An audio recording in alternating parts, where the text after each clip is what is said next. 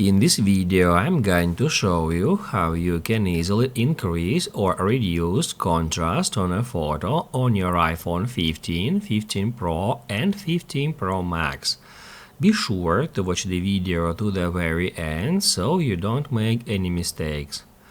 Let's get started, and first off, open up Photos app and then search a photo to edit. Once you find one, tap on it. And then tap right here where it says Edit to turn on Edit mode. After that, guys, you need to drag this toolbar until you find Contrast.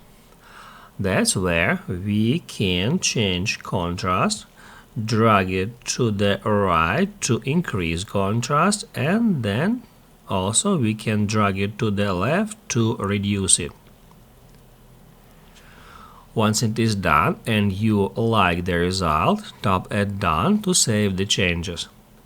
If later you want to revert that image back to original, you can easily do so. Just tap at Edit again, and then you will be able to continue editing that video. And also in here we can revert it by tapping at Revert and then revert to original. If this video helped you out, don't forget to hit the like button.